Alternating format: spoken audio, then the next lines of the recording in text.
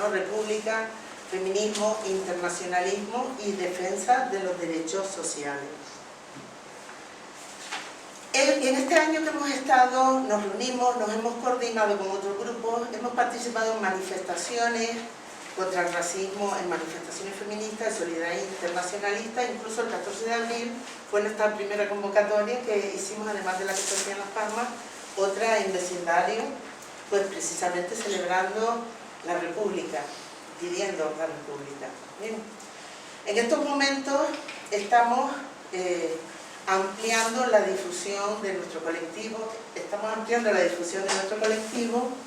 y queremos traducir lo que fue la vida de Elsa Wolf al alemán, para lo que contamos con la colaboración de Petra Niemann, que está aquí hoy entre nosotras también, y organizándonos, y aprovechamos que estamos para invitar a todas las personas que están aquí, que aún no participan del colectivo, pues o bien de unirse a nuestro grupo de WhatsApp, si así lo desean, o participar más activamente. Hay personas en las que simplemente intercambiamos información y otras personas que tenemos un nivel más comprometido y que hacemos reuniones periódicas y en las que participamos. Y paso a presentar a nuestro querido ponente de hoy, el amigo Emilio Díaz Miranda. Emilio nació en Huelva en 1940.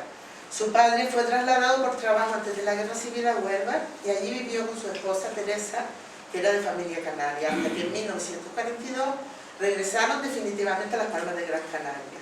En la capital insular, Emilio creció, estuvo en el Colegio Clarín y el Viernes Clarín. Preparándose para el ingreso en la Escuela de Ingenieros, conoció a Claudia Pulido, hermana de la que sería la campeona de España o en la olímpica Rita Pulido, y empezó a nadar con 15 años en el Club Natación Las Alcarabaneras, en el que se apuntó en 1955 en pleno auge de la natación canaria, que dominaba en ese tiempo los campeonatos de España. Su familia canaria, católica de clase media acomodada, pero su bisabuelo materno había sido impresor y jefe de la masonería en Las Palmas, cosa que le ocultaron y de la que se enteró mucho más tarde. Fue también en el entorno de la piscina Julio Navarro donde Emilio, de educación católica, tomó contacto con las ideas humanistas y antidogmáticas, formando parte del grupo de la Iglesia Cubana, que no era ninguna iglesia ni tenía nada que ver con el país, con Cuba, sino que era un grupo anticlerical y antisistema. A partir de ahí, conoce algo de ideas marxistas y por mediación de un amigo del club, ingresó hacia finales de 1956 en el Partido Comunista, comenzando una senda de activismo que caracterizaría el resto de su vida. Emilio Díaz afianzó su afición a la natación y se especializó en el estilo brasa. Ganó la Copa de Campeón en el 15 Campeonato Nacional de Educación y Descanso en 1957 en Sabadell, donde también ganó 4x100 estilos y contribuyó al éxito colectivo del equipo de Las Palmas. Luego fue llamado por el seleccionador para debutar en el bilateral entre Bélgica y España, celebrado en Portay, y más adelante haría lo propio en contra Suiza. Asimismo, dada su condición de estudiante de magisterio, fue llamado en agosto para competir en los Juegos Mundiales de Turín en 1959, conocidos como Universiadi. En el año olímpico de 1960 fue seleccionada para formar parte del equipo nacional de España en las Olimpiadas de Roma, pero no es por sus éxitos de natación, que sí queríamos al menos nombrar, por lo que hoy está aquí. En 1959, el Corredera fue acusado de rebeldía militar por unos hechos cometidos supuestamente en 1936, cuando el Código de Justicia Militar preveía que ese delito quedaba prescrito a los 20 años, venganza pura y dura. En 1968, Emilio participó de los hechos de Sardina del Norte, en los que un comandante de la Guardia Civil dispara hiriendo a 2 personas, él logra escapar. Tiempo más tarde, tiene que pasar a la clandestinidad y es juzgado y condenado en ausencia por el Tribunal de Orden Público franquista. Con documentación falsa irá a la península llegando a Madrid y después de un indulto se presenta en el juzgado. Pasará tiempo en la cárcel y después de una estancia en Madrid regresará a Canarias, volviendo a la dirección del Partido Comunista, luchando por la democracia. Llega la transición hasta el año 1971 en el que se aprueba la Constitución y marcha a Alemania y desde entonces vive en Hamburgo. Fundó allí el Sindicato de Enseñanza de Comisiones Obreras de Alemania. En apretado resumen, Emilio es profesor, escritor, psicoterapeuta, conferenciante, nadador olímpico en la Universidad de Turín y en la Universidad de Roma, luchador activista contra la dictadura de Franco, torturado y preso político, cofundador del sindicato Comisiones Obreras en las Islas Canarias, director del periódico Tierra Canaria El Obrero, corresponsal durante la dictadura franquista de Radio España Independiente y de Mundo Obrero y presidente de la Asociación de Humanistas Libres de Hamburgo. Este es Emilio, con quien vamos a tener la oportunidad de hablar esta tarde, pero antes de eso queremos hacer un detalle. Nuestro director, perdón, nuestro presidente, la costumbre del instituto, nuestro presidente, Adrián Rivero Muñoz, va a entregar una placa a Petra Niemann en agradecimiento por su colaboración con el colectivo en la traducción de la vida de Elsa Wolf al alemán. Por favor, Adrián, Petra.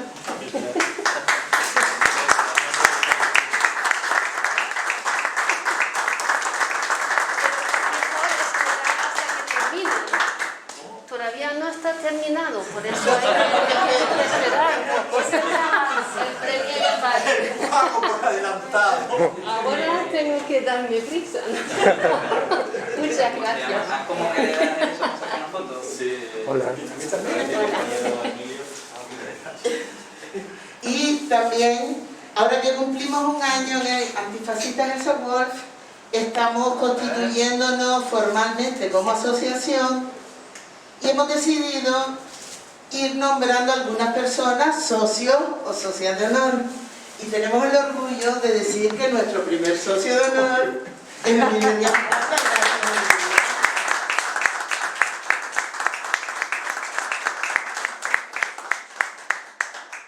Muchísimas gracias. Tengo que reconocer, Pégate el micro, Emilio. tengo que reconocer, por tercera vez, que estoy emocionado. Decía Valle Inclán de su personaje, el conde de Valdemar, que era viejo, católico y sentimental. No sé si se me aplican las tres cosas a mí. En este caso, yo ya tengo 81 años a cuesta, o en los pies, y bien. Pero lo digo porque me ha emocionado al oír mi propia biografía, resumida, claro, y luego a este acto maravilloso. Tengo que decir una cosa antes de empezar. Elsa Wolf era alemana. No tiene nada que ver que mi mujer es alemana, pero tiene que ver con los cuadros o la copia de cuadros que he pintado, que verán ustedes en la pared, que son pintados por mí, donde está Hannah Arendt. Algunos de ustedes quizás hayan oído hablar de ella. Era una filósofa judía alemana que tuvo y pudo escapar. No voy a contar las peripecias, lo pueden ver en internet. Arendt se escribe. Y entonces en esa lucha suya escribió varios libros. Uno de ellos, que es famoso mundialmente, Los orígenes del totalitarismo, y otros más. Y en virtud de eso yo hice en un momento en Hamburgo una exposición. Esas son copias de los cuadros originales, donde hice, no se vendió ni uno, claro. Pero ustedes, si quieren, tienen la oportunidad de comprar copias hoy o otro día, y ese dinero lo destino normalmente yo a ayuda a gente que en Latinoamérica, en distintos sitios de Latinoamérica que no pueden ir a la escuela, que no tienen maestros, etc. Pero eso es. Ustedes verán también, ha hablado de la Olimpiada, uno de los cuadros está con dos olímpicos negros que ganaron, fueron super campeones y fueron expulsados de las organizaciones norteamericanas porque eran otros norteamericanos, por levantar el puño por el Black Power. A pesar de que ganaron la medalla de oro para Estados Unidos y lo borraron. Otro que no pudieron borrar igualmente fue Cassius Clay, algunos se acordarán, que fue también luego profesor. Ese Cassius Clay, iba a decir, estuvo conmigo en la Olimpiada de Roma, no estuvo conmigo, estuvo con el equipo olímpico norteamericano en la Olimpiada de Roma, y era un tío, yo lo veía, era un tío fuertísimo, claro. Que también fue un hombre que luchó por los derechos de los afroamericanos en Estados Unidos. Lo digo porque el movimiento obrero, tal como yo lo entiendo, no es algo aislado, es algo que está en la sociedad y que está en el mundo. Yo me llamo internacionalista. Y ese internacionalismo es lo que me hace que yo luche no solo por los derechos de los canarios, o de los vascos, o de los catalanes, o de los franceses, o de los chinos. Y cuando digo de los chinos, digo de algunos chinos que están oprimidos hoy en China también, a pesar de que se dice que es un régimen comunista. En fin, antes de empezar, para no olvidarme, hace poco se ha muerto Theodorakis. Algunos sabrán quién es Theodorakis. Algunos ya, por la edad, quizás hayan tenido la oportunidad de ver la película Zorba, el griego,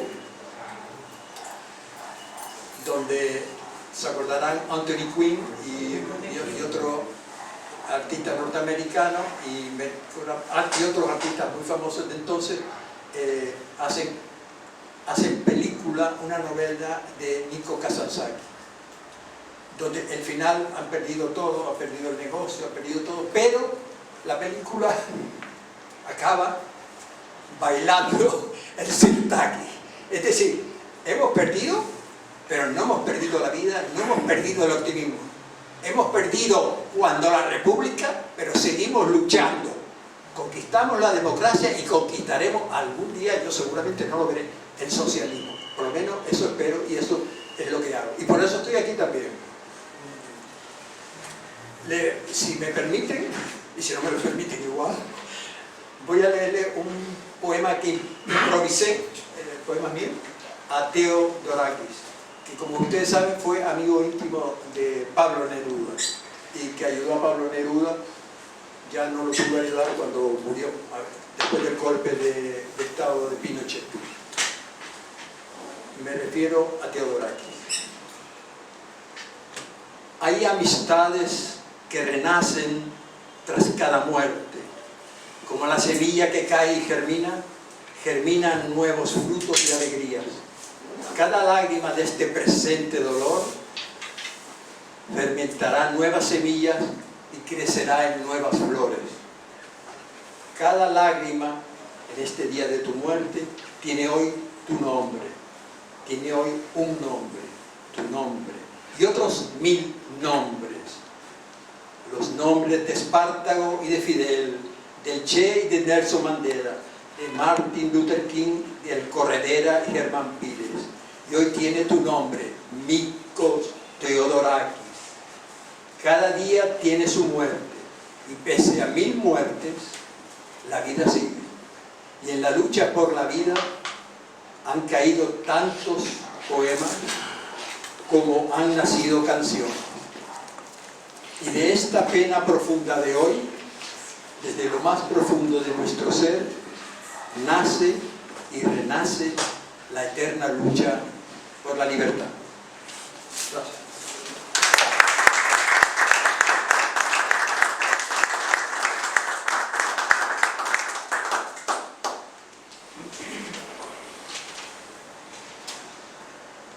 Hablé antes del principio de cuando empezaba con la República,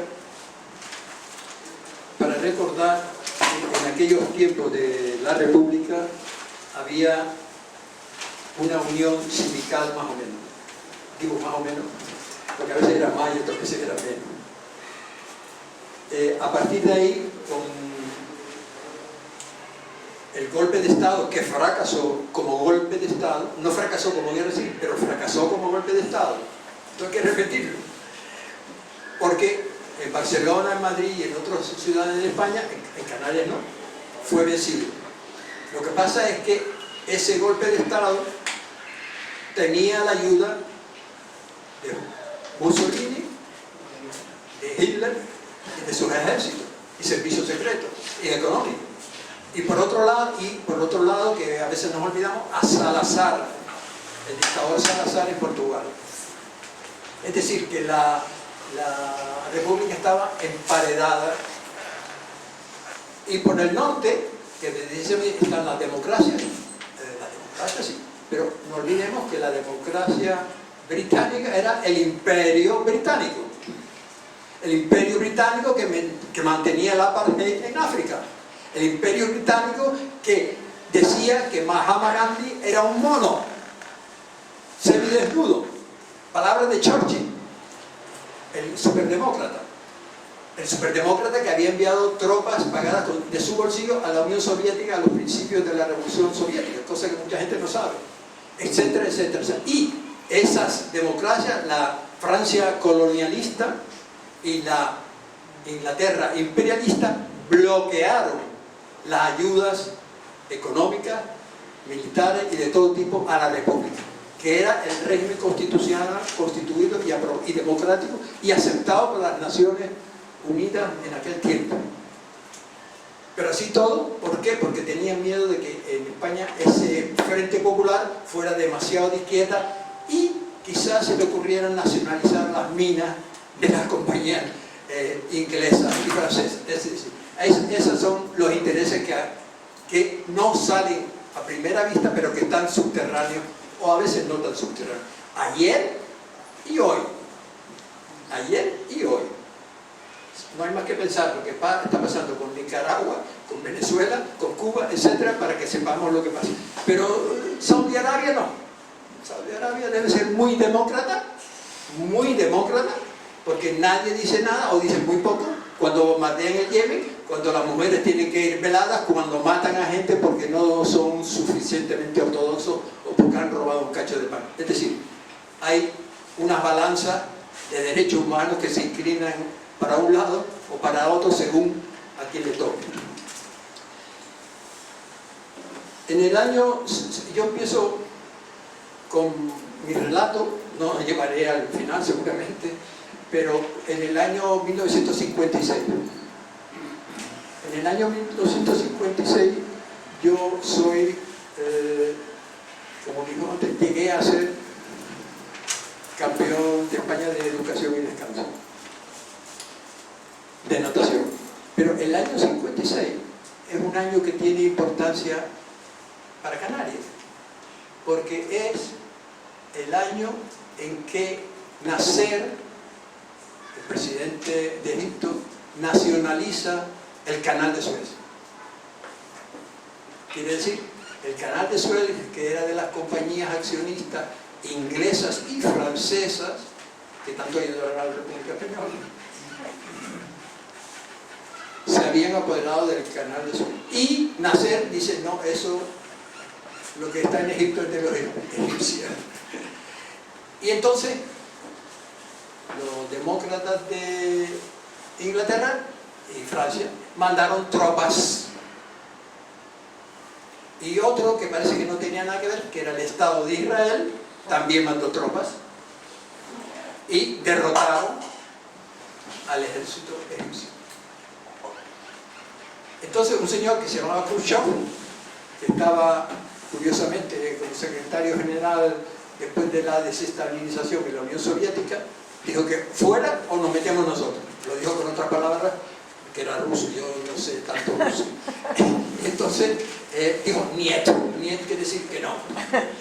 Y efectivamente, en aquel momento los Estados Unidos no tenían esos intereses, sobre todo porque no eran sus intereses, eran de Inglaterra y Francia, y dijeron que ellos con eso no tenían que ver. Entonces, como no tenían que ver, quiere decir que no se iban a meter en guerra con la Unión Soviética. Y entonces las tropas heroicas de Francia, Inglaterra e Israel se retiraron y Nasser triunfó. Triunfó en la derrota, claro, porque Nasser después convocó y dijo que dimitía, porque él había perdido. Dijo tal, y la gente lo aclamó, dijo que no, que siguiera de presidente, etcétera, etcétera. Eso es en el año 56, después de Jesucristo.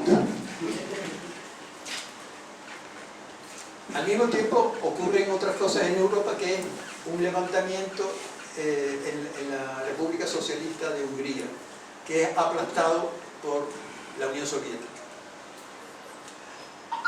Sobre aquello se puede especular que sí, que no, lo que sea, pero son hechos que pasan eso y que influyen, nos guste o no nos guste, en nosotros, por muy alejados que estemos.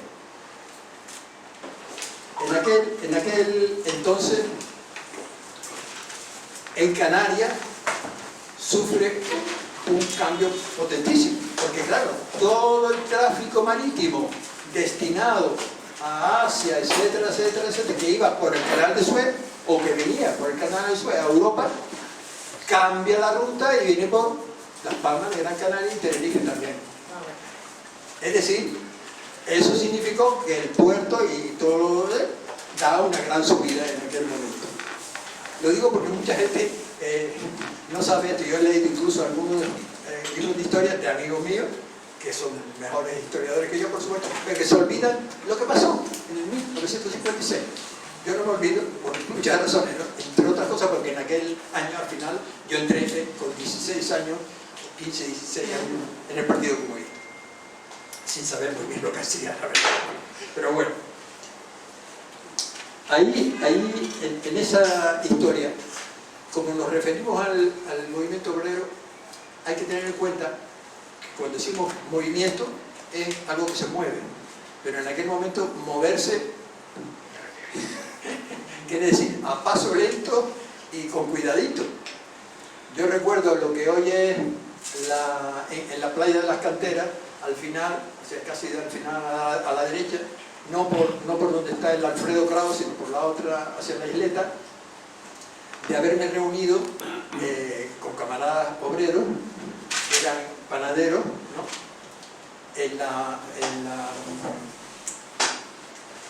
Ahora no me acuerdo el nombre, de un poeta canario. Y en esa, entonces no se llamaba así, se llamaba otra manera. Entonces nos reuníamos, éramos tres, ¿no? Teníamos que tener cuidado. Es decir, esos encuentros clandestinos eran paseando, porque había que tener cuidado. Una de las normas que había en aquella época, si tú, porque claro, unos eran conocidos, otros no eran conocidos de la policía. En aquel entonces yo todavía no era conocido de la policía, por lo menos como rojo. Como violeta a lo mejor, pero como rojo seguro que no. Entonces, por ejemplo, yo me acuerdo con Vidal, un camarada que ya murió hace mucho tiempo, que iba a ir montar en la guagua y vernos, hacer así con los ojos y seguir. O sea, nos veíamos, porque nunca sabía si detrás de él, que sí que era conocido, iba alguien.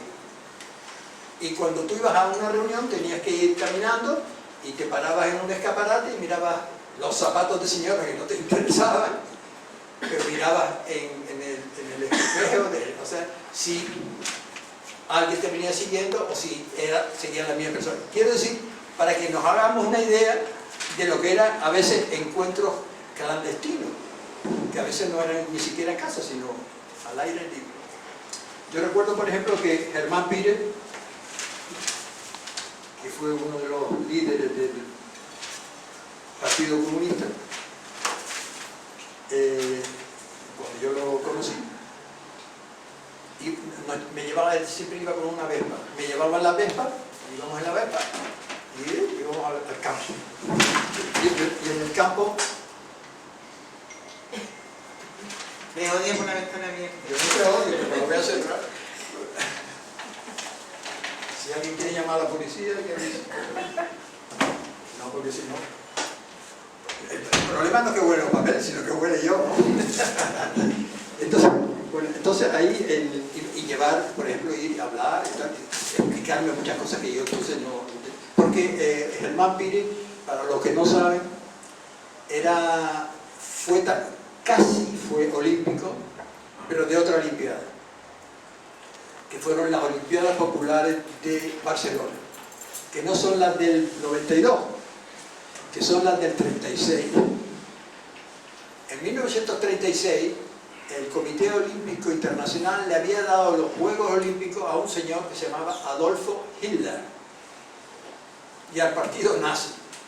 Hicieron un gran espectáculo y fue un gran apoteósico el éxito de Hitler a nivel mundial de propaganda. Incluso muchos deportistas franceses, etc., saludaban con la mano en alto, no porque ellos fueran fascistas, sino porque era el saludo de los alemanes, pues pensaban que era amistoso. Y el gobierno de la República, que era el Frente Popular, se negó a jugar ese juego, porque tendría que haber, el Comité Olímpico tendría que haberle dado la cita olímpica en Barcelona. Entonces, como contraposición, hicieron los Juegos Populares, es decir, las Olimpiadas Populares de Barcelona. Y de toda España van equipos a Barcelona y un equipo naturalmente canario que tiene que ir a tiempo para llegar. Como en aquella época había pocos aviones, iban en barco. 1936. En el barco en el que había otros, yo nombro fundamentalmente a Germán Pires, pero había otros comandantes también. Y el barco va, ustedes saben, pasa Gibraltar, lo que saben geografía, y entra en el Mediterráneo. Y entonces el capitán del barco recibe la noticia. Es el 18 de julio de 1936.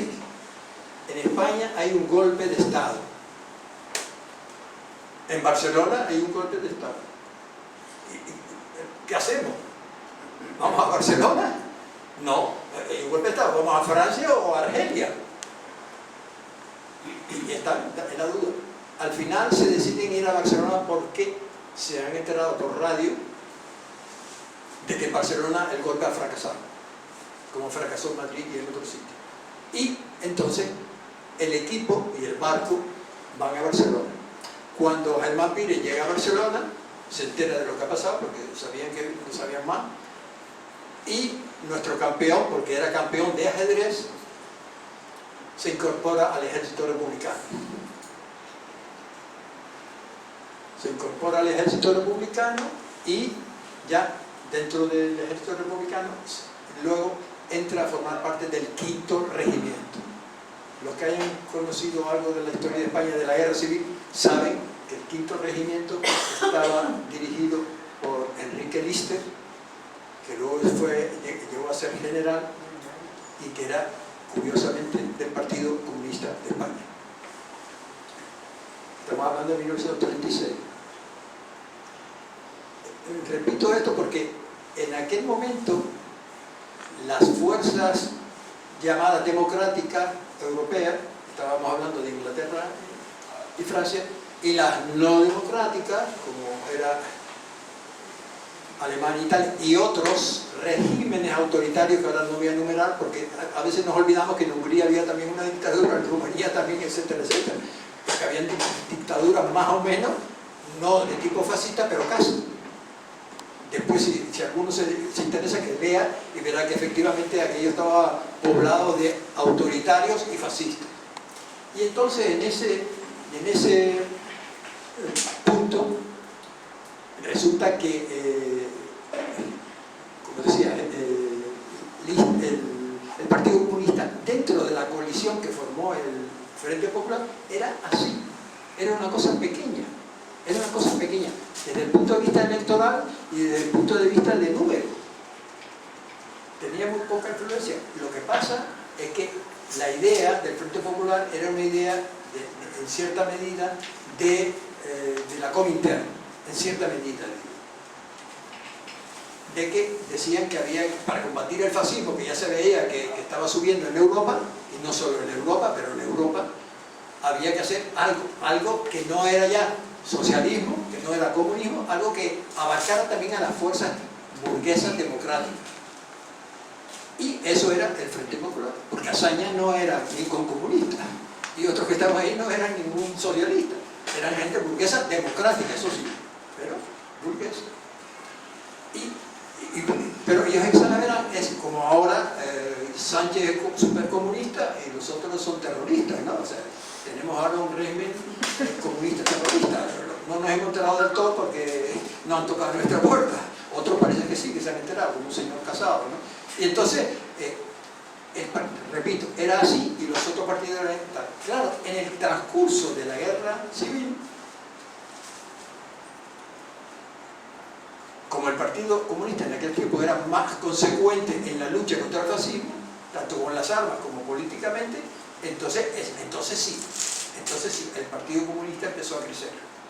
Porque mucha gente que era más o menos de izquierda, pero que eran republicanos, y veían a ver quién defendía la República, que era lo que se estaba defendiendo en ese momento, y decía, bueno, entre col y col lechuga, pues, si aquí no voy a que es más consecuente.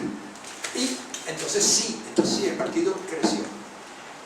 Pero no creció tan desorbitadamente que dijéramos era el que mandaba o no.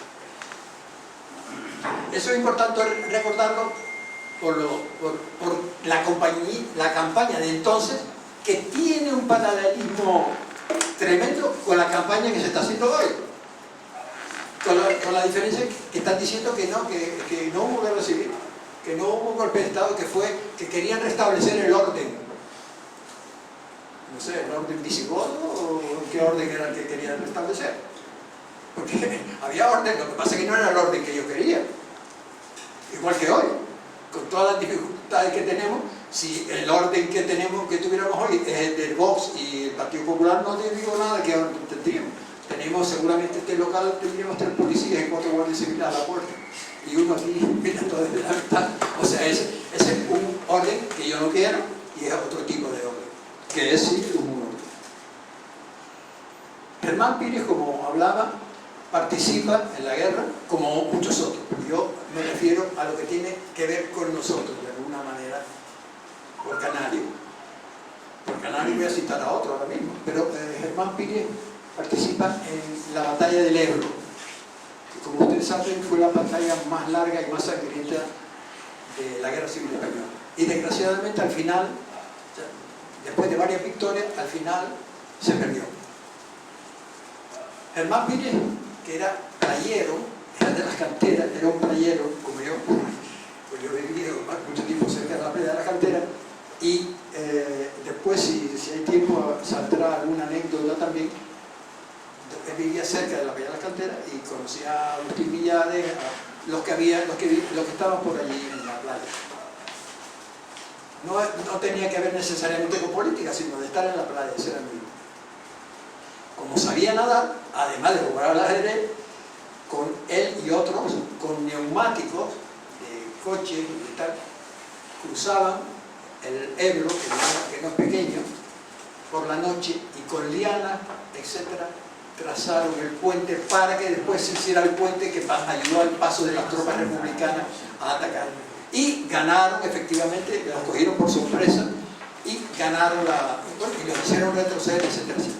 Tanto es así que Franco, que iba hacia Valencia y quería ocupar Valencia, se ve obligado a decir, bueno, si nos cogen por la espalda, entonces tuvo que dejar esa campaña y volver con todas sus tropas, con la ayuda de la aviación alemana y con artillería italiana, etc. Así que no estamos hablando solo de españoles contra españoles, unos más obligados que otros, sino también la intervención extranjera. Fascista. Se perdió esa batalla, y esa batalla fue prácticamente el final, casi prácticamente el final de la lucha militar republicana, porque en Madrid el general Segismundo Casado, que no sé si tiene que ver con otros casados o solteros, le dio la puñalada junto con el socialdemócrata Julián Besteiro y algún que otro anarquista a la República. Y a las tropas comunistas que querían seguir luchando, las acusaron de estar contra el gobierno de la República, que eran ellos en ese momento, según ellos, y los atacan, los meten presos, y luego los entregan a Franco. De ellos no sé si se escapó alguno, pero bueno. Y entregan Madrid a Franco. Es decir, ya está prácticamente la República perdida. Después siguen otras cosas. Bueno, entonces Germán Pires, Gran Canario, se marcha a Francia, junto con otras tropas. En Francia los tienen a todos los que venían, especialmente a los militares, en playas. En las playas que dan a la mayoría a la costa mediterránea, con un frío que te pela. Y me contaban, no solo él, porque he hablado con otros que estuvieron allí, y con hambre. Y entonces había,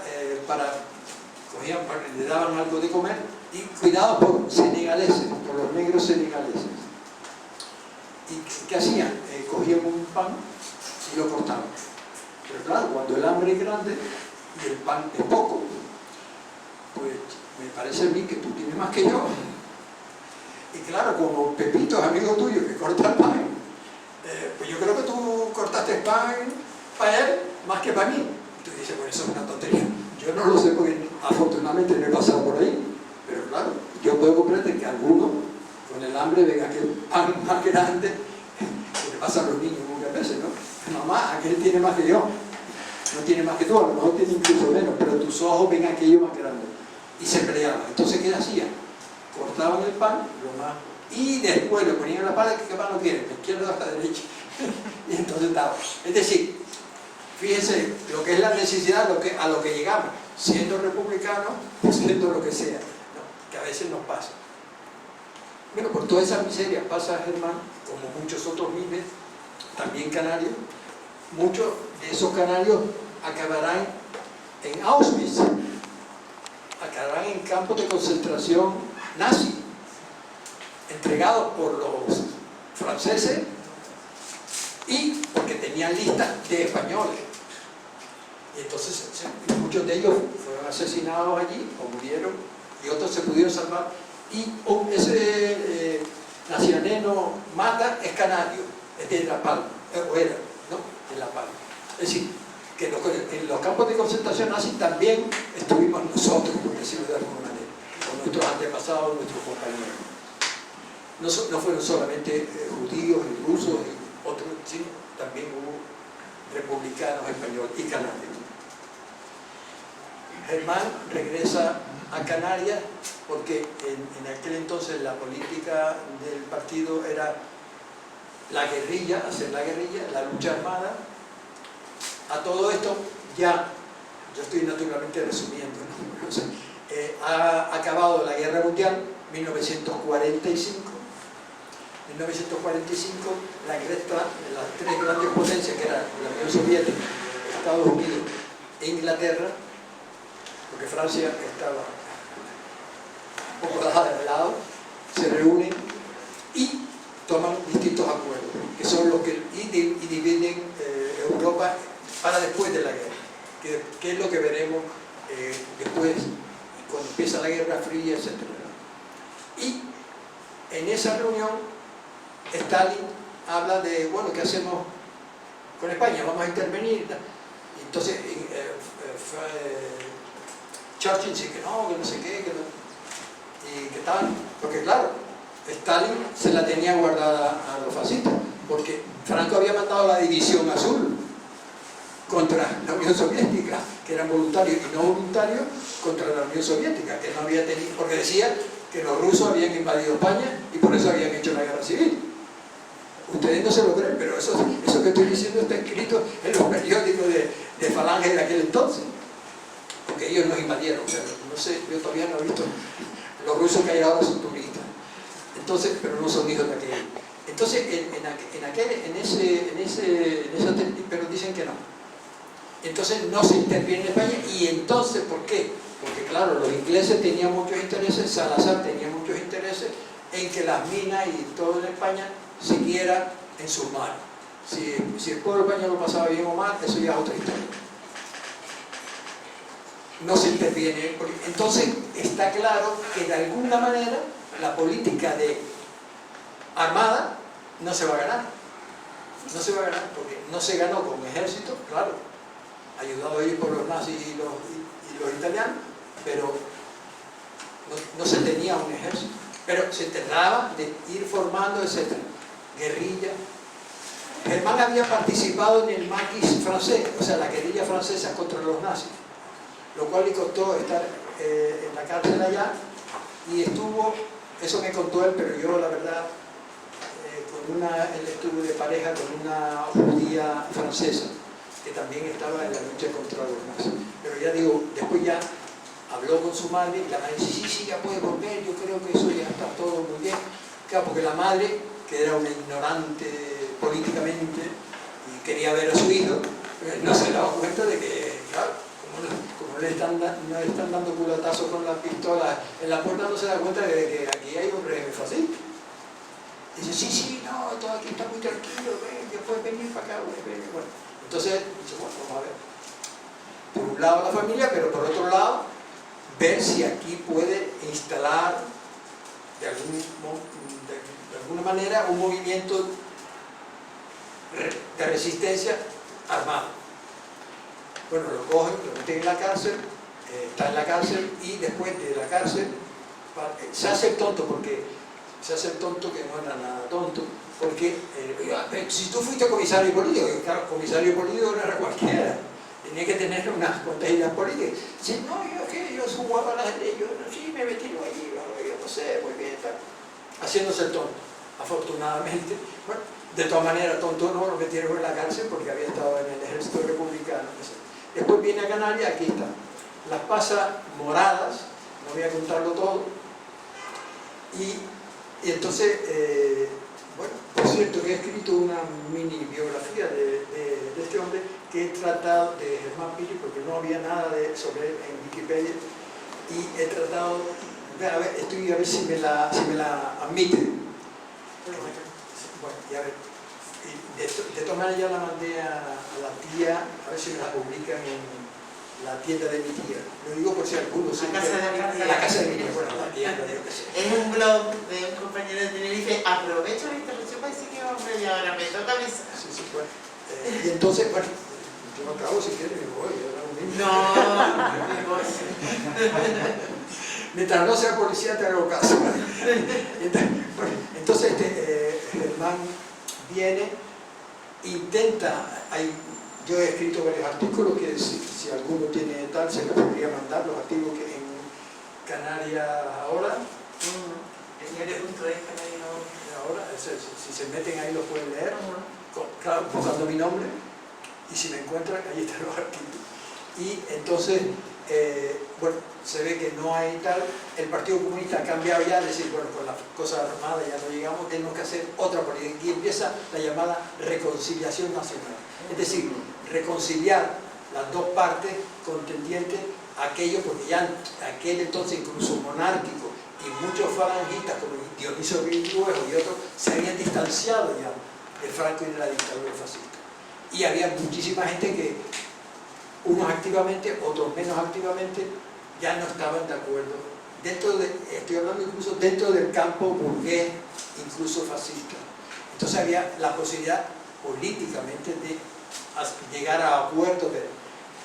Claro, eso ha tardado muchísimos años y ha seguido. Luego, aquí en Canarias, ya les conté lo de las reuniones como las teníamos al principio, que no era todavía comisiones obreras, sino era la llamada oposición obrera, pero claro, nos oponíamos en lo que podíamos.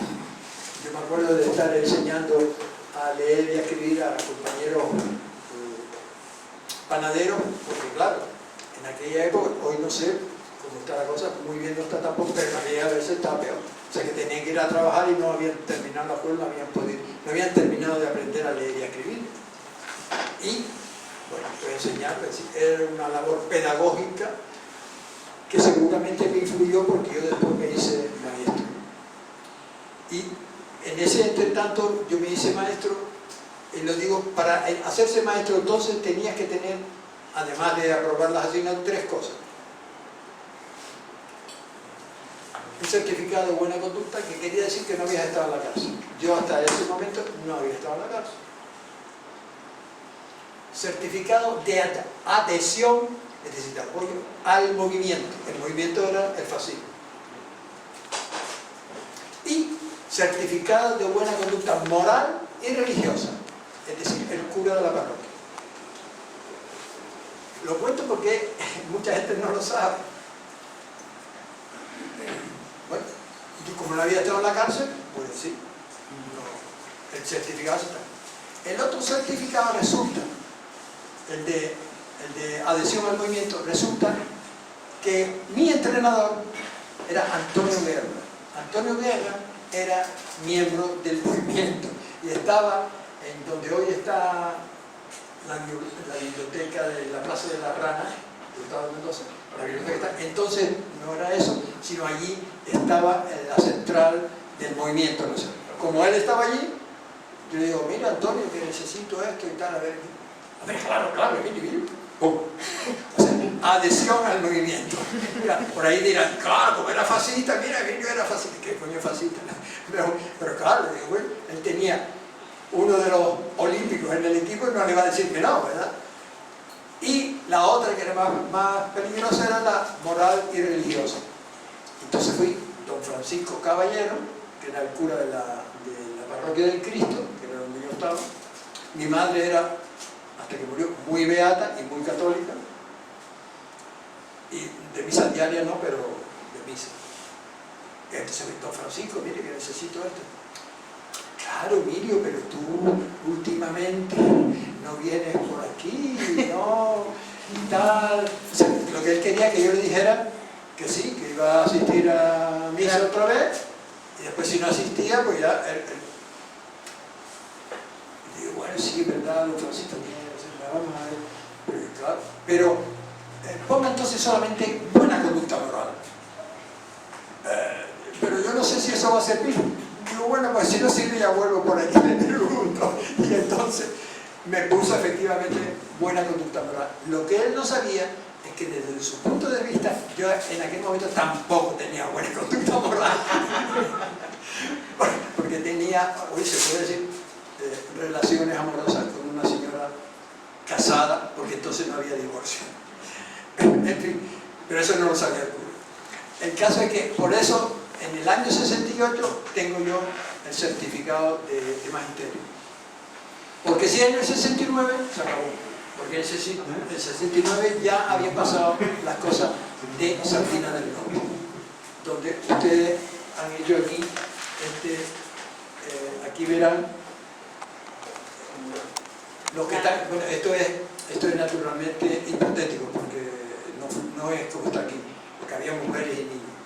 Solo voy a contar una anécdota y después pasamos a ruegos, preguntas y escapadas. Y entonces los obreros de la empresa Satra, que era una empresa de construcción, hacía 3 meses que no cobraban, porque los empresarios se habían ido con el dinero. Pero se habían ido de verdad con el dinero. Habían dejado unas máquinas, tractores, etc. En aquel entonces había un Marruecos y un Sahara español, de esos años que estamos hablando. Y había obras allá y había obras en Canarias. Entonces tratábamos incipiente, o sea, los del Partido Comunista y Comisiones Obreras, de tratar de ver en Sardina del Norte, estos aparceros eran aparceros de fin de semana, porque durante la semana trabajaban en la construcción y las mujeres eran las que hacían la parcería, y el fin de semana, cuando llegaban los hombres, ellos eran los que seguían con ese trabajo. Y entonces fuimos varias veces allá. Hay dibujos de Tony Gallardo de aquella época, de noche, con las luces de los coches. Todo eso cuenta como película del oeste, pero no era del oeste, era de Gran Canaria. Y hablaba con ellos y se explicaba, se preguntaba qué era lo que había. ¿Se acuerda tener una reunión en la cala de Martorell? Y allí estuvimos, unos dicen 100 personas, otros dicen 50, yo la verdad no lo conté, yo creo que 100 me parecen demasiado, pero bueno, es igual, el número es igual. Y estamos allí reunidos. alguien ha dado el chivatazo. Estamos reunidos y están compañeros con mujeres y niños, o sea que no es solo hombres, son mujeres y niños, a parcera y de los de comisiones obreras del partido que yo. Y entonces alguien ha dado el chivatazo. Claro, en el campo, gente extraña que viene y que va, pues alguien dio el sol. Y aparecen 3 guardias civiles con escopeta. Es lo primero que aparece, por todos lados. Y uno de ellos de paisano, vestido de negro. Yo todo esto lo recuerdo muy bien porque yo hice un artículo para el Mundo Obrero entonces, donde ponía eso, claro, no ponía todo porque no podía dar datos que pudiera luego coger la policía para machacar más a la gente, ¿no? O a los que habíamos podido escapar. Y entonces, ¿qué pasa aquí? No sé qué. No, estamos aquí comiendo. Oiga, venga usted. Estaba hablando, dirigiéndose a Manolo Morales. Manolo Morales era abogado de comisiones europeas del partido en aquel entonces, vestido de negro. Y entonces el policía, al verlo vestido de negro, se pensó que era Carlos Suárez, el llamado látigo negro. Pero el látigo negro de Carlos Suárez en ese momento estaba en el sur, en otro rollo, con otros aparceros. Pero bueno, se creyó que entonces dice, no, a ver, no sé qué. La gente pensando, o algunos pensando que lo iban a sacar, empezaron, se pusieron nerviosos y empezaron, no, todos o ninguno. Entonces el policía el guardia civil, se puso nervioso también y sacó la pistola. Y yo ahora ya no recuerdo si él o alguien de los otros policías disparó al aire. Él también disparó al aire, pero no sé si en ese momento más tarde ahí, porque claro, el tiempo ha pasado y la excitación en aquel momento no te das bien cuenta de lo que pasaba. Entonces salimos todos en manifestación, cogidos de los brazos, hacia Sardina del Norte. Desde la Cala Martorell subimos y escoltados por la Guardia Civil. A todo esto han llegado refuerzos de Guardia Civil. Yo he estado hace poco allí y bueno, lo que con este señor que está ahí enmascarado, Manolo y Clara, y lo que hay hoy allí no es lo que había antes. Es distinto, o sea, han pasado muchos años y aquello se han construido cosas que antes no había, etcétera, etcétera.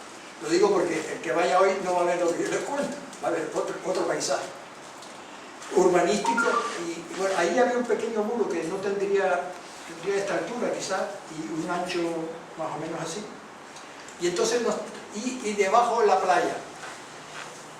El muro está aquí, enfrente, como de aquí a donde está la ventana, aproximadamente, más o menos, están los guardias civiles, ametralladoras, escopetas, en la ametralladora de escopeta con el muro. Un señor de paisano que era verdaderamente comandante de la Guardia Civil, pero de paisano, empieza a alardear de que él había estado en las minas de Asturias, con las huelgas asturianas, y él había entrado en las minas y había hablado con la gente de comisiones obreras y tal y cual. O sea que era un señor muy valiente. En plena huelga meterse en las minas. Y tal cual, no sé qué. Y se acerca al grupo y al que él conoce, que no era Tony Gallardo, sino José Luis Gallardo, dice, mira Gallardo, había 2 Gallardo, pero él solo conocía a José Luis. Porque ahí entra en el grupo, o sea, el grupo era más o menos así. Bueno, el grupo está a lo largo del murito este, ¿no? Y entra y lo quiere sacar. Y cuando entra, nosotros, José Luis Agüín y yo que estamos allí, con el codo, le ponemos el codo en la espalda y le apretamos. Como no le dijimos nada ni le tocamos, sino como diciendo, si tú quieres salir, vas a salir sin él, o lo dejas tranquilo o te quedas sin decir palabras. Pero él sabe lo que pasa. Y entonces, el valiente comandante Díaz Otero empieza a decir, dispare, dispare, dispare. Y sale espantado, suelta a hacer pedales, sale espantado y sigue diciendo, los guardias civiles que tienen que obedecer las órdenes del comandante tienen que no obedecen porque ¿qué es dónde está el enemigo? Donde son mujeres, o sea, somos hombres, mujeres y niños y no estamos haciendo nada.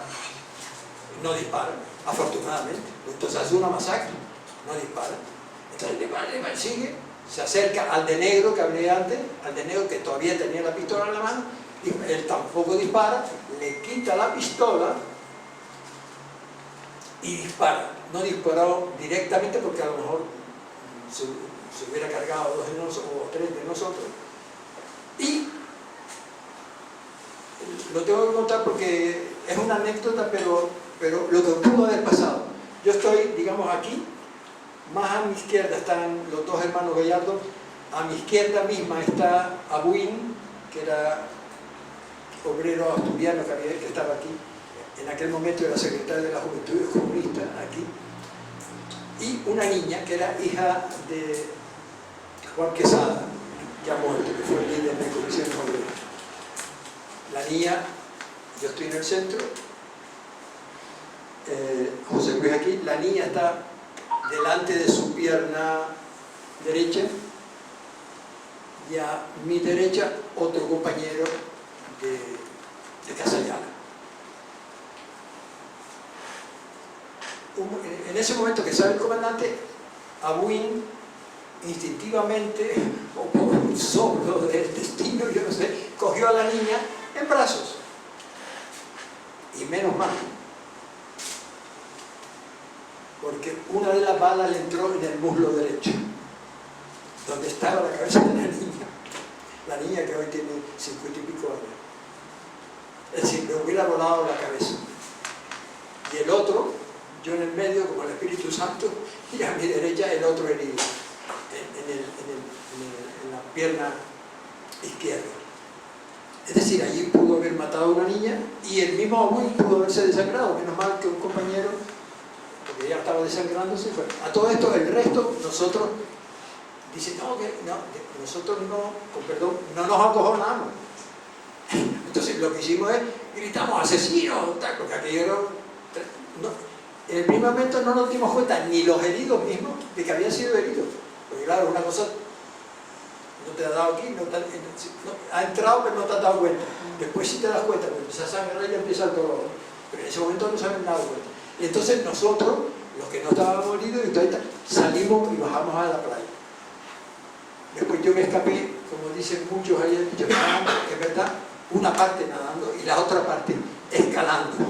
Porque esa fue la parte que yo lo he visto después, hemos ido juntos y yo lo veo y no me lo creo. Si no lo hubiera hecho y me dicen, no, yo subí, digo, ¿subiste tú con qué? No me lo creo, pero lo hice. Parece que te dan alas. Y bueno, burlando, así es la vida.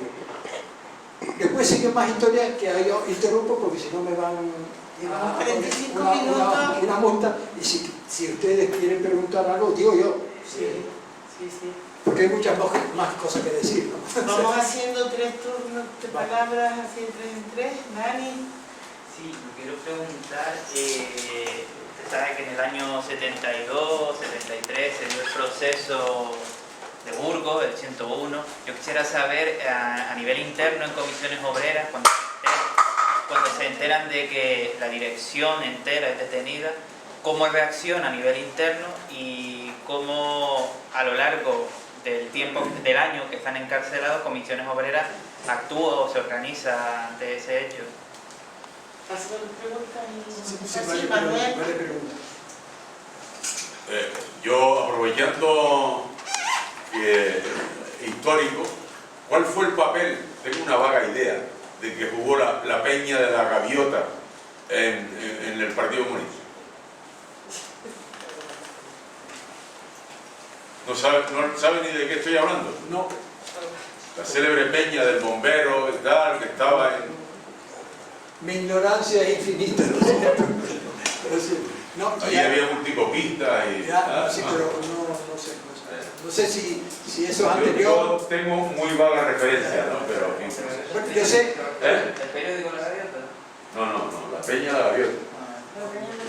Ni idea. Oí, Primera vez que lo oigo. Y yo sé por experiencia, porque yo fui secretario de propaganda del Partido Comunista a nivel regional, y donde teníamos nosotros las máquinas, sí, eso sí lo sé, pero de la Peña a la Gaviota, y sí, qué personas eran las que tenían eso, que no lo podía saber todo el mundo, ni podía decirlo en ningún momento, hoy lo puedo decir, tampoco lo digo, ¿no? Porque si no, nunca lo que pasa, pero de eso la verdad es que no. Lo otro, concretamente, no te puedo tampoco contestar, te puedo contestar como siempre había, como siempre en las relaciones, cuando por ejemplo la caída del 68 en Sardina del Norte, claro, los que quedamos fuera, lo que tratamos de hacer es recuperar fuerza, organizar, porque claro, muchos de los que estaban allí eran dirigentes, no eran decir, mandado, vete tú, hazme los recados, yo soy el director aquí, de eso nada. Eso será, yo no sé si hoy es así, pero entonces no era así. Si tú eras dirigente sindical, estabas al frente. Dirigente sindical no era siempre enlace sindical. ¿No? Bueno, entonces, y concretamente en el caso este de que te hablaba del 68, las mujeres de los presos y hijas van a la catedral y se encierran en la catedral con permiso del obispo Infante Florido, que estaba entonces en el... Y ahí la policía no se atrevió a entrar porque no querían chocar con la iglesia y hicieron huelga de hambre, y eso salió no solo en la prensa canaria sino en toda España, y fue un ejemplo, porque a partir de así, las mujeres canarias fueron tan orgullosas que a partir de ese momento la toma de posesión de catedrales o de iglesias como signo de protesta por las mujeres sentó, digamos, cátedra. Así que se invitó el ejemplo canario, ¿no? Y bueno, siguió. Es decir, digamos, en la desgracia y en la derrota aprendimos algo, hicimos algo y se dio un paso nuevo en la lucha. De la organización de Comisión Obrera, yo recuerdo, tuve la suerte, entre comillas, de que cuando yo me presento, porque hubo un indulto, que era el indulto Matesa, que nosotros lo llamamos el insulto Matesa, que era en realidad perdonarle el fraude que había hecho el Estado español la empresa Matesa, que estaba cerca de Gibraltar, que era amigo de Franco, y para perdonar eso hicieron un indulto. A ese indulto me acogí yo, que había sido condenado en rebeldía, no en ausencia, en rebeldía, y me presenté. Claro, no me presenté en comisaría, me presenté en el juzgado, acompañado de abogados. Y entonces entré en la cárcel. Y yo entro en la cárcel por una puerta y poéticamente por la otra puerta entra Marcelino Camacho y toda la gente del 1001, porque en aquellos días ha caído la gente del llamado proceso 1001. Julián Ariza, digamos los grandes de comisiones obreras de aquellos tiempos, los dirigentes de toda España, prácticamente, de comisiones obreras, que habían tenido una reunión y la policía los había cogido. Y dentro de la cárcel pues era lo que había muchas cosas, pero ese es otro capítulo de la vida dentro de las cárceles, ¿no?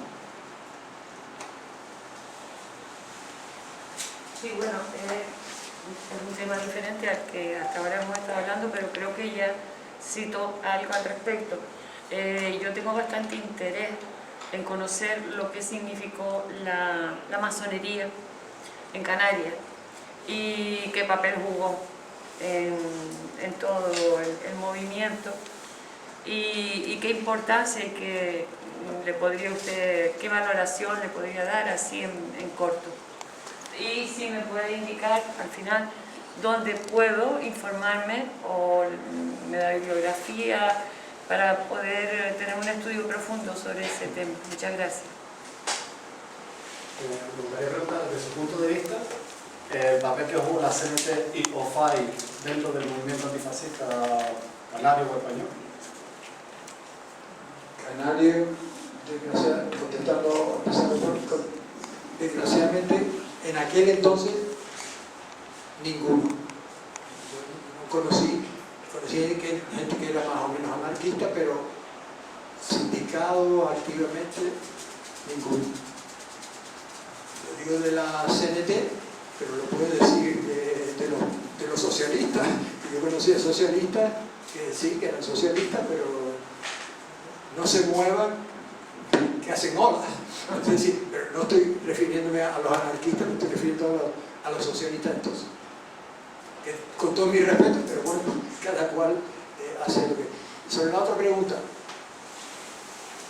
yo era nieto y bisnieto sin saberlo,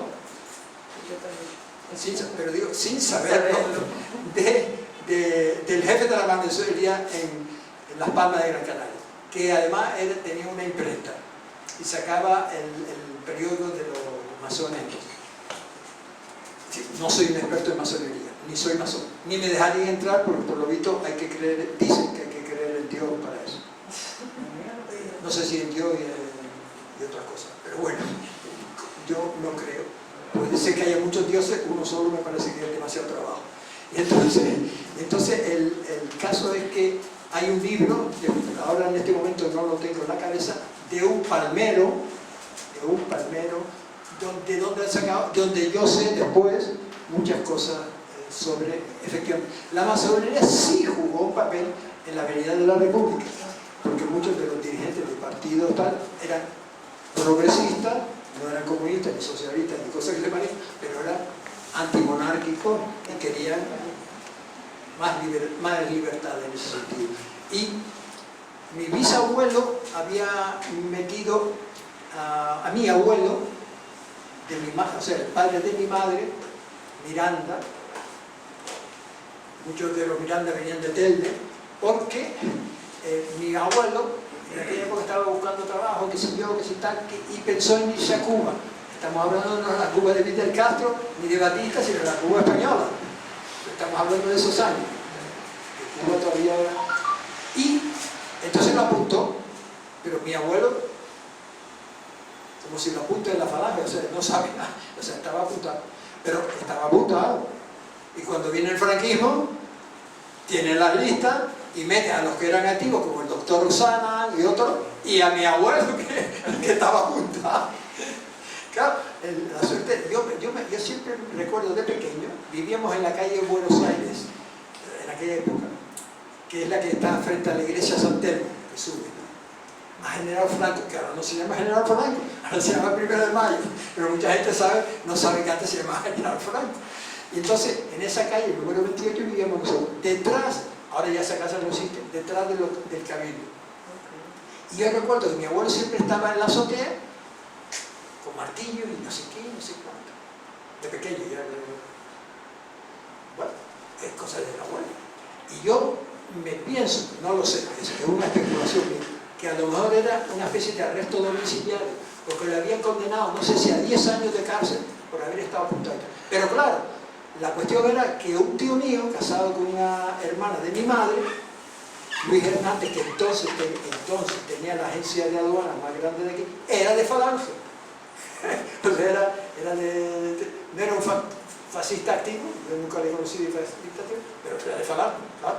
En aquella época todos los ricos y medio ricos se apuntaban a Falange, entonces lo sacó y tal, pero estuvo bastante tiempo metido hacinado con un montón de gente allí en una celda. Pero claro, como el otro lo sacó, ya está. Es decir, eso es lo que te puedo contar más no te puedo contar algunas otras anécdotas, pero otro canario que decía antes se llama Juan Negri.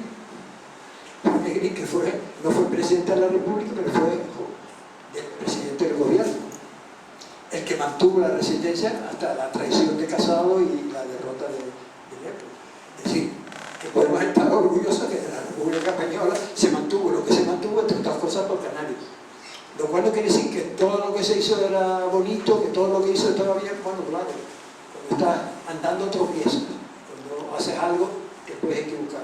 Con esto lo digo porque dicen, no, es que sí, bueno, pero no estés mirando nada más que tienes una mancha en el pantalón, mira todo, mira el movimiento completo, ¿no? La República, sí, claro, la República me dio la pata, la República, pero ¿qué gobierno de la República? ¿Qué gobierno era el gobierno de la derecha? Era la República, pero el gobierno de la derecha, etcétera, etcétera. Es decir, esto es... Y la masonería sí jugó un papel positivo, sobre todo en la primera época de la República. Después ya es otra historia, ¿no? Ya ahí, ¿Más preguntas? más preguntas o respuestas. No sé si quieren Sí, yo quiero, sí. Lo que pasa es que no sé si ellos aguantan. un cierre cortito. Aquí, bueno, cortito, no hay, mis cierros nunca son cortos, pero bueno. Yo voy a dar 3 o 4 saltos. Uno, en la verticadura. La verticadura era el verticariato, es decir, los sindicatos verticales, que eran los de Franco. Una de las cuestiones clave para fortalecer el movimiento obrero de la dictadura de Franco fue meterse en los sindicatos verticales y en las posibilidades que había a partir de unos años en las empresas presentarse y salir elegido. Y ya desde ese puesto legal hacer reuniones de reivindicaciones y explicar a la gente lo que era un verdadero sindicato y lo que es aquello que era el sindicato de los obreros y los empresarios, donde mandaban naturalmente los empresarios. Entonces, eso fue hacia los años 75. Luego hubo otra cosa allá en el 68 que no dije, que fue la intervención soviética en Checoslovaquia. En Checoslovaquia, como en todos los países socialistas, había un proceso de desestalinización, es decir, contra la época estalinista. En la época estalinista se habían matado también a comunistas, solo que según Stalin no eran 100% ortodoxos. Entonces yo no estás de acuerdo conmigo, eres un traidor. No estás de acuerdo conmigo, a la cárcel. No estás de acuerdo conmigo, tu mujer, tus hijos no pueden estudiar, etc. Eso era una parte del estalinismo. Y en el 68, el Partido Checoslovaco, el Partido Comunista Checoslovaco, había visto que las cosas no se habían democratizado lo suficiente y empieza el partido, no estoy hablando de contrarrevolucionario, y hacen lo que se llama la Primavera de Praga en el año 68, lo mismo que el mayo del 68 en París, y estamos hablando también en los años de la guerra del Vietnam, donde aquí también hicimos lo que pudimos siempre contra la guerra del Vietnam. Yo recuerdo un escrito que elaboramos aquí contra el asesinato del segundo Kennedy y de Martin Luther King, etc. Claro, pero metíamos como podíamos en la prensa pública, ¿no? Y en otros sitios podían manifestarse y etc. Y entonces el Partido Comunista de España, que estaba metido en Checoslovaquia, porque yo después fui a Checoslovaquia más tarde, y decía, pero ¿qué contrarrevolucionarios aquí? Lo que pasa es que la burocracia soviética tenía miedo de que ese movimiento democrático les afectara a ellos. Y claro, yo estoy muy cómodo aquí, soy el comunista número 1, entonces los demás son el 2, el 3, el 4, y como tú te descuidas, te echo fuera. Desgraciadamente. Para mí eso es un comunismo un poquito raro, ¿no? Pero, en fin, se llamaba así. Por eso cuando hoy dicen los países comunistas, digo, bueno, ¿hasta dónde? O sea, hay que leer más y otras cosas y saber cómo sientes y cómo actúas tú. Porque comunistas eran también los primeros cristianos. Si tú lees los Hechos de los Apóstoles, de los Evangelios, Pedro y el grupo, a unos que los hace y los manda a matar porque no habían repartido los bienes junto con otros. Eso está en los Evangelios. Lo que pasa es que la mayoría no ha leído los Evangelios. Los que éramos medio ateos, sí lo leímos. Entonces, el caso es que el Partido Comunista de España se declara en contra. Dice que eso no es correcto, que no se puede aplastar a un país hermano con las armas. Y a partir de entonces, la burocracia soviética empieza a romper el partido. Entonces empiezan las primeras fracciones. Uno lo puedes comprender porque eran los niños republicanos refugiados en la Unión Soviética que fueron criados en la Unión Soviética, hablaban casi mejor el ruso que el español. que habían regresado a España. ¿Lo puedes comprender? Es decir, mi patria, ¿cuál es? Mi patria es España, pues es la Unión Soviética, ¿no? Sí, no pueden decir, ¿no? Pero una cosa es la cosa sentimental y otra cosa es la cuestión política. Y otra cosa es que yo discuto contigo y te pongo la pistola en el pecho y entonces tengo la razón. Bueno, si la pistola es un argumento, sí. Si los argumentos son otra cosa, no. Y si estamos entre camaradas, las pistolas no juegan ningún papel. Contra el enemigo vale, pero contra amigos no. Y entonces, ese fue fundamental, porque yo después, tiempo más tarde, cuando todavía el franquismo seguía, no había la democracia que tenemos ahora, democracia o lo que quiera, y me dan el pasaje, decía Frank Iglana que la calle era suya y que además que ya podía. Entonces yo fui y pedí, porque hasta ese momento no podía viajar, y pedí mi pasaporte, me lo dieron. Yo tenía un amigo que curiosamente había estado en Checoslovaquia, hablaba perfectamente el checo, y si no se ha muerto lo habla, y era el traductor de las obras de Milán Kundera, que si algunos saben algo de Milán, la irresistible levedad del ser. La insoportable levedad del ser, que han hecho una película, se hizo una película muy buena. Y entonces este amigo que era traductor y que tiene varios premios checoslovacos actuales por sus traducciones, me contaba cosas de cuando era amistad. Su mujer era checa. Entonces, aprovechando que su mujer era checa y que tenía amistades allá en Patatín, pues cuando me dan el pasaporte, yo digo, voy a ver aquello. Porque ya había habido la invasión, ya había habido el cambio de la dirección, y a Dubček, que era ingeniero, que había estudiado incluso abogacía, que era un tío con cabeza y que se podía hacer útil, lo ponen de jardinero. Y menos mal que el doctor trabaja de jardinero, lo ponen de jardinero, lo degradan y lo mandan ahí. Y yo lamento tremendamente que no me atreví. Yo estuve allí con otros camaradas, una camarada me regaló las obras completas de Stalin en español, que las tengo todavía en Alemania, o sea que no me las piden prestada porque las tengo en Alemania, que es muy interesante de leer, y porque claro, ella era de su marido que había muerto, y bueno, ahí está. Y bueno, entonces, bueno, eso y otras cosas, ¿no? Y yo voy por allí por los jardines, pero no lo veía, y no me atreví. Y no me atreví, ¿por qué? Porque yo digo, este lo tiene vigilado todo el día. Si ahora me ven a mí a hablar con él, me van a decir, ¿usted qué hace aquí? No, hombre, pues yo vengo de España, usted es comunista, ni comunista ni nada.